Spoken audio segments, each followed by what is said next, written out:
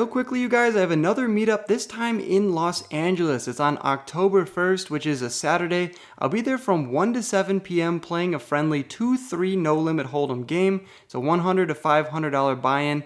Once again, at the Hustler Casino. So if you guys are in the Los Angeles area, this is your chance to make the meetup game. We're staying put in Chicago for this video. I got invited to a home game in a suburb out west. It was super close to the Morton Arboretum, which if you're not from Chicago is this awesome 1,700 acre nature preserve, so I decided to send the drone up.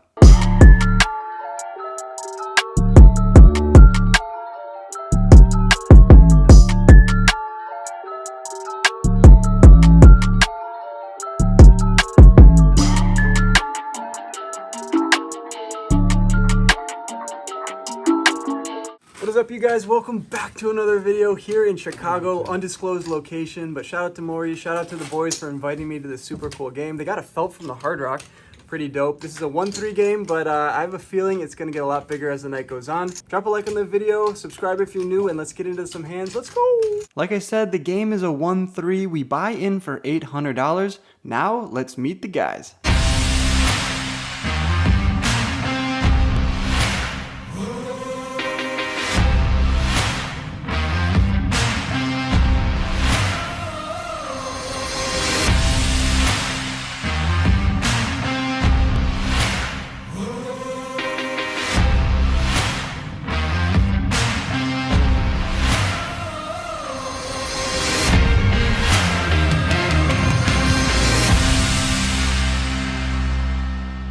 First hand of the night, we look down at Queen Jack of Hearts from the small blind. I have 800 in my stack, and the cutoff opens it up to $15.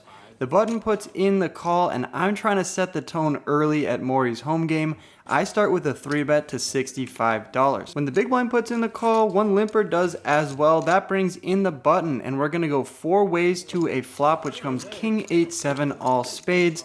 Not exactly the best board for Queen Jack of Hearts, so I start with a check. When the action checks all the way over to the button, he decides it's his turn to set the tone. $130 is the price of poker.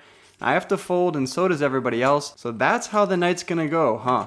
Moving right along, we upgrade to the ladies, no pun intended, with the name of Maury's dog. I'm in the cutoff, and I raise it up to $20 over a few limps. When 4 people put in the call, we're gonna see a flop 5 ways, which comes Ace-7-5 rainbow. Action checks around to me, and against 3 other opponents in a home game, I start with a check, looking to keep it friendly, and that brings in the 6 of clubs on the turn. When the turn checks to me, the situation's a little different. Everyone's been pretty passive. I do have second pair, which still can get value from a few hands, so I decide to bet into the field for $30. Middle position puts in the call, and everybody else folds, and that brings in an inconsequential deuce of diamonds on the river. When he checks to me, I don't know if I can get an extra street of value from a hand like 7-8, so I decide to check behind, turning over my cards, and he turns over 6-8 of diamonds. We're gonna take that one down, and it feels pretty nice. However, there was a lot of folding going on, so I'm actually stuck 340 on the session.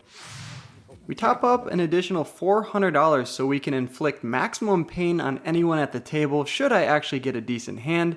This one's not a bad one. I look down at pocket 6 from the small blind. +1 raises it up to $15, and there's one call to me. I decided to put in the call as well, like I said, trying to get maximum pain when I flop a set. The big blind calls as well, and just like that, we're off to a flop. Our prayers have been heard. The flop comes Queen 6-4, bang, we flop middle set. Dream spot for us, but because I'm not the pre-flop raiser, I decide to check it in flow. +1 bets out for $20. Middle position decides to raise it up to 45. Action's on me. Now do we just put in the call for 45? Or do we decide to go for a re-raise? I think putting in a 3-bet makes the most sense, and here's why. When Greg in middle position decides to raise it up to $45, he's gonna have a lot of strong hands. He could have pocket 4s, he could have ace-queen, all of which I think are calling another bet. Now, if for some reason he's a goofball and he has hands like 5-7 and 5-3, or maybe a hand like ace-5 of hearts, ace-deuce of hearts, we want to charge him the maximum. If I just call the 45 bucks and then check it over to him, all of his draws should just check behind, giving him a free card. With that being said, I make it $150 and +1 gets out of the way. When the action's back over to Greg, he hems and haws, but eventually makes the right decision for himself, although I would have loved to see a call. He folds his cards. Just like that, we're taking down a small one with pocket sixes.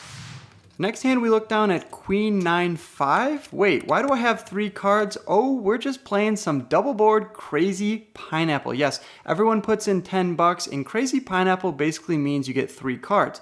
After seeing a flop, everyone has to discard one of their cards. If they don't do it, their hand is automatically dead. With that being said, Queen 9-5 is the hand we're going to battle with. In the first flop comes King 8-5 with 2 hearts. Not too great for us, but the second board gives us a pair. It comes Queen 8-7 with 2 spades. When the action checks to me, I decided to bet out for $15. Don't ask me why. I saw a pair, I saw some other ideas, so I bet out for $15, and the player to my left, he decides to raise it up to $100. Early position puts in the call for $100 as well. I don't want to be labeled a nit at this game, so I decided to put in the additional $85. Word to the wise, you get invited to home games, you gotta provide some action, or some jokes, or some beers, or some food. Well, you get the point, but I decided to put in the money here and give them a little bit of action. Now, which card do we decide to muck? I choose the 9 of diamonds. The reason being, I have top pair on one board, and I have another pair on the other. The 9 doesn't really connect too well, so for that reason, I get rid of that card. When the turn comes in on both boards, it improves us on both boards. We now have 2 pair. Queen of diamonds and 5 of clubs. Great card for us, and now the player to my right decides to bet out for $250. Definitely a weird spot. Do we think we're beat on both boards? I don't really know, but it seems unlikely. Sure, they could have us beat on one board, but there's a lot of money in the middle, and I'm hoping just to chop this pot. But at the same time, 2 pair might be good on both boards. Maybe he has a heart or spade nut flush draw. Who knows? For that reason, I decided to put all my money in, like $250 into my $540 stack is around half of it, so if you're playing for half your stack, you might as well just put it in. That's what I decided to do, and the player in middle position gets out of the way. We're heads up here with Carl in this pot, and because it's a home game, we decide to show our cards right away. He turns over the worst hand for us to see, Queen 8 offsuit. So just like that, he has 2 pair on both boards, both of which are better than mine. I only have one out, it's the 5 of diamonds. At best, I can chop this pot, because if the 5 of diamond comes on the top, it's definitely not coming out of the bottom, right, Maury? Or unless you can spice another 5 into the deck for me. Well, let's see what happens here. King will chop.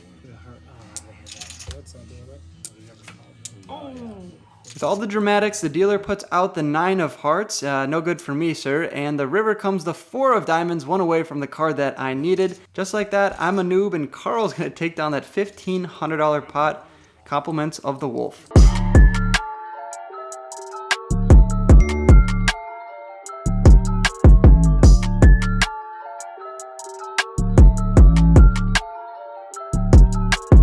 Time to rebuy. I'm in for another $800, but I look down at King Queen of clubs from the cutoff. Pretty great hand. One player puts in the limp, and the low jack opens it up to $18. When the action's back over to me, I decide to 3-bet to 55. I think that's pretty standard, and middle position limper puts in the call, which is a little bit weird. What's not weird though is the low jack also coming along for that great price. We're going 3 ways to a flop, which seems like I have this board completely locked up. Queen 5-4 with 2 clubs. I have top pair and have a king high flush draw. I mean, how can they be better than me? Tim checks it over to Jose. Jose checks it over to me. And I'm not checking behind on this great board. I bet my hand for value $55. Tim decides to put in the call for 55 bucks. Jose says, no way, Jose, I'm out of this hand. And just like that, we're off to a turn heads up, which comes the 4 of spades. Not the best card, not the worst card. I don't really know what I'm saying here. But when Tim checks it over to me for a second time, I decided to bet out large here for $200. $200 seems like a fair price into the $275 pot. If he has a hand like 6-7, we're gonna charge that hand. If he has the nut flush draw, that'd be unfortunate for him, but we also need to charge that as well. What I didn't expect him to do is just rip his stack in for $550, but I'm not going to get unstuck in this session by folding. I put in the call. I have so many outs if I'm behind. The river card comes the 3 of diamonds, and what does Timmy show? Pocket aces, the pocket rockets. How does he have that? Well, let's think about his action pre-flop, okay? So he limped and then called. Usually when people decide to limp aces, they go for the re-raise. So I have my eye on you, Tim. Limp calling with pocket aces. And just like that, I'm gonna double up Tim in that $1,400 pot. I can see why they invited me to this game now. In the mailbox, it came in a package like this. Like origami. I'm unraveling the thing. This thing wasn't even on it. It's like, what the fuck? Wait. I'll send you the video. You can put it on the bar. Well, Tim's in a great mood, and I wonder why. Well, I guess it's all those chips I just gave him. Speaking of chips, at any good home game, there's always some food. Cue the cinematic food montage.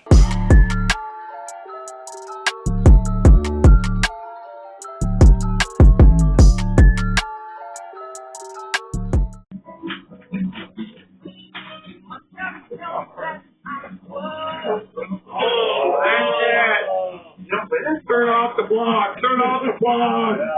That's the intro right there. All right, we got some work to do in this session if we want to get unstuck. I look down at 8-5 of spades from the low jack. Middle position opens it up to $15, and I decide to 3-bet Jose all the way up to $50. When he puts in the call, we're going to see a flop heads up, which comes ace, 9, 6, rainbow. Jose checks it over to me, and I decide to go for a 1/3 pot size bet of $35. I'm going to have all the strong aces in my range. I'm also going to have some of the pocket 9s.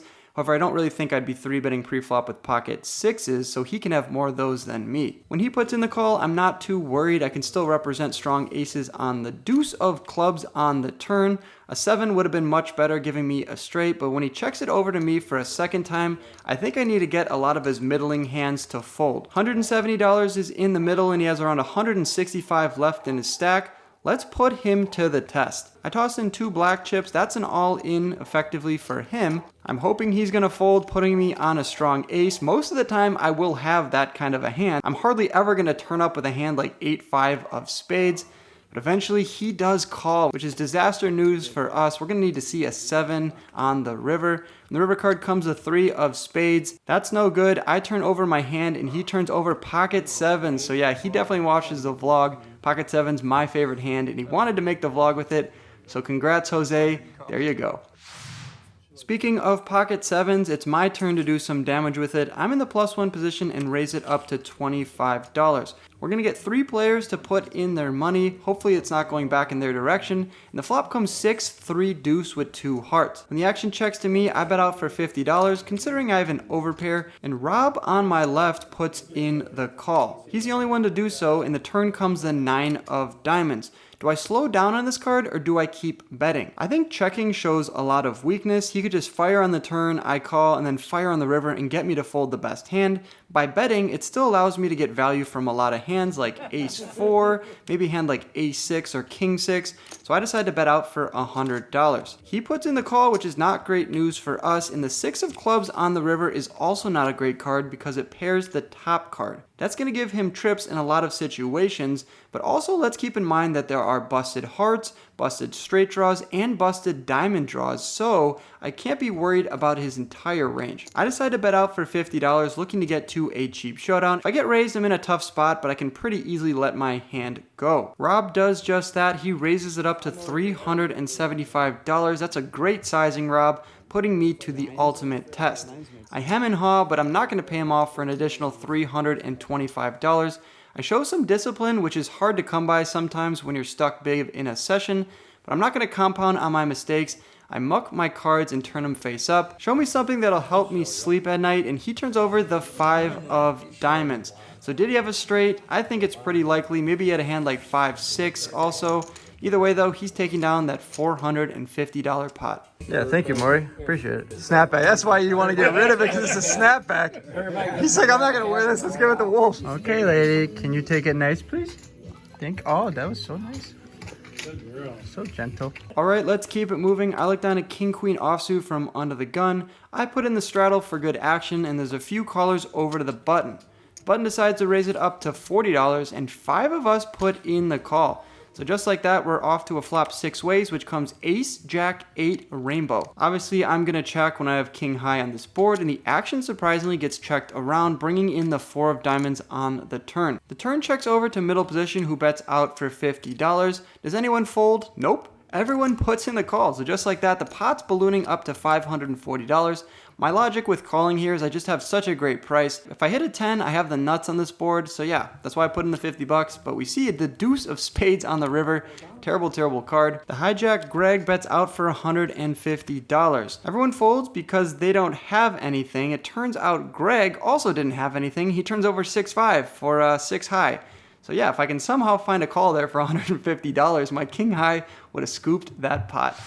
Moving right along, I look down at pocket tens from the cutoff. Under the gun shoves his entire stack in for $75. Middle position puts in the call and the action's on me.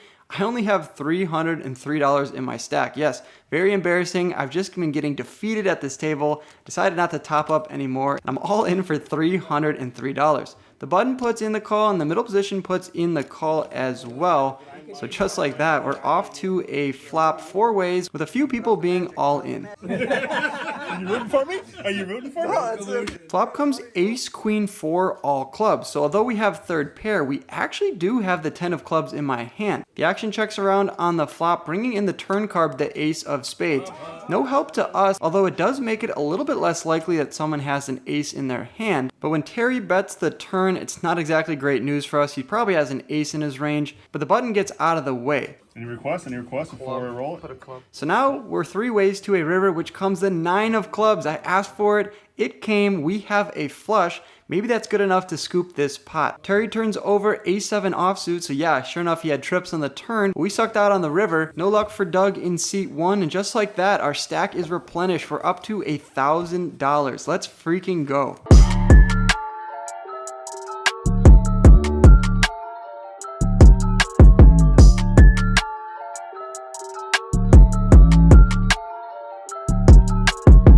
Yeah, roast me guys. I'm gonna get the last laugh in this one. I look down at 7, 8 of hearts from the big blind. The straddle's on, then the few callers over to me.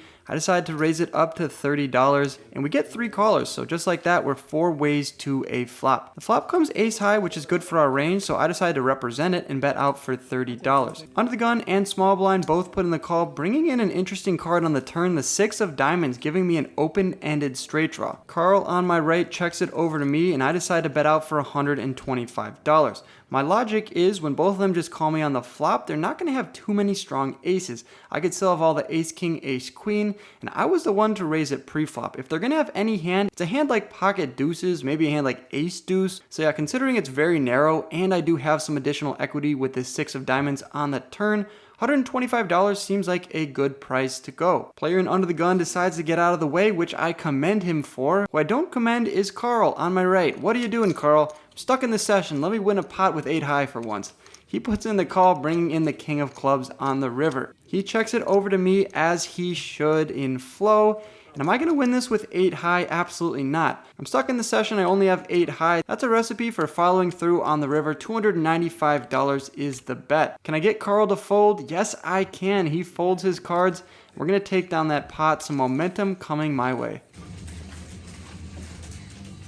Let's go.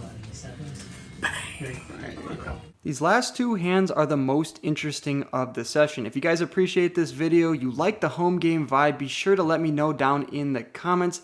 Really appreciate it. 7-5 of clubs, we're gonna go to battle with that from the low jack. Under the gun opens it up to $15. Gotta keep them on their toes, so I decide to 3-bet the 7-5 suited all the way up to $40. The cutoff puts in the call, the under the gun puts in the call, no shortage of action, and just like that, we're off to a flop 3 ways. When the flop comes 6, 7, 8, all hearts, it's definitely an interesting board. Monotone boards, I'm usually going to be doing a lot of checking. I have the same opinion about hands where I'm multi-way with a bunch of opponents, and when I'm out of position to opponent, I also do a lot of checking. All those 3 things combined lead me to start with a check on this flop. Rob in the cutoff decides though he wants to bet $85. Under the gun gets out of the way and the action's back over to me. I have a pair and a straight draw, although there are 3 hearts on board. However, I have $12.50 in my stack, so if somehow we can get into an interesting hand here, I might be able to get unstuck. That being said, I put in the call and that brings us off to a turn. The turn card comes the 7 of diamonds. Bang, we turn 3 of a kind. Great card for us because now we're beating a lot of hands. I decided to check over and flow over to Rob. 290 in the middle, and now he continues for $200. This is definitely a weird spot for me to be in. I have around $900 in my stack, and he bets out for 200 bucks. I have 3 of a kind and a straight draw, but there's a lot of hands that we could be scared of here. If he has pocket 6s, pocket 8s, maybe the nut flush, there's just so many hands that he's going for value with. So with that being said, I think a call is the best option. In the moment though, I actually decided to rip my entire stack in. I think my logic was there's 3 hearts on board. It's gonna have a lot of hands like 8, 9, 6, 5, maybe with a heart in either of those hands. So I want to get all the money in here if he's on a draw. I still think in hindsight that a call is probably the best move because going all in folds out a lot of his draws, and calling keeps those in and also keeps the pot a little bit smaller if he has a made hand already. That being said though, I ripped my entire stack in for $923.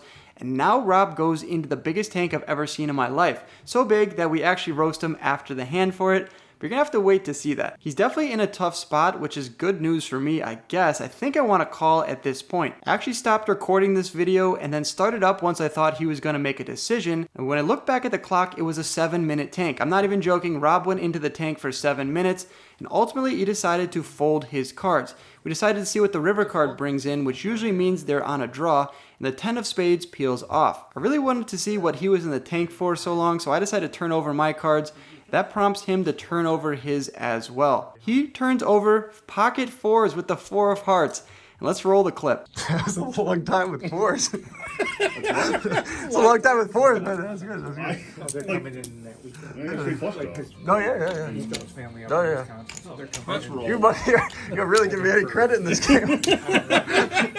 I can't give all sorts of credit. No credit. You're thinking about 4s. I ripped for 900. This dude took 7 minutes with 4s. Give me this money. Earn that. All right, it's 4:19 in the morning, and I look down at the last hand of the night, pocket jacks from the cutoff, and I open it up to $25. Rob's on my left, obviously, and I want more of his chips. Good news for us is he 3-bets me to $85. Great news, Rob. Action folds back around to me. We're playing shorthanded at the moment, and I put in the call for 85 bucks. And the flop comes ace high. That's not exactly the flop we were looking for. It's going to connect pretty well with his button 3-betting range. Ace 8-6 with 2 clubs, and I start with a check. When he goes for a very small bet of $45, we can't be folding. Got to see another card with my pocket jacks. Maybe he'll check back the turn, or Maury will put out the jack of hearts. Bang, we turn trips. Best card in the deck by a mile, and I put on my best poker face and check it over to Rob once again. If I'm gonna get all those chips, I gotta go for the check raise on the turn, but that means he has to bet out, and he listens to my inner thoughts and bets out for $185. That's $185 he's not going to get back unless of course he has pocket aces or he improves on the river with some sort of draw. Check raise incoming from me. I'm just deciding how large to make it. I don't really think I need to go too large even though there is the club draw out there. So I decided to go for basically just a min raise up to $400. He doesn't think too long before ripping his entire stack in for $950. So yeah, he didn't put it in the last hand with pocket 4s. But now he's putting it in, but I have a set, so I don't know how I'm behind here. Snap call incoming from me. We organize our chips a little bit, and we're off to a river. The river card comes the king of clubs, which is definitely not a great card because now pocket kings have me beat. Any of his flush draws have me beat, but he turns over ace king for 2 pairs. So just like that, I'm turning over my set, which is good enough to win the last hand of the night, which just happens to be the largest, 2160 coming my way. Someone's got to do it. Sorry, yeah. It's beautiful, beautiful hand. All right, you guys, that wraps up our session at Maury's home game in Chicago. I'm at Gene and Jude's, the best hot dogs in my opinion in Chicago. If you guys are in town, you gotta check it out. You'll wait like 30-45 minutes on the weekend, but definitely worth it. Get the double dog with everything on it. It's a must.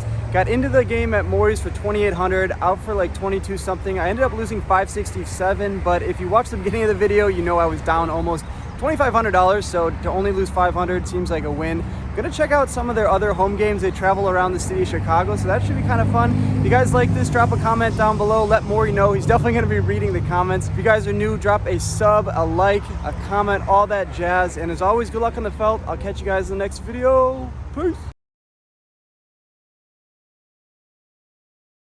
Thanks for watching to the end of my video. Click my head below to subscribe and stay in the loop. See you next time.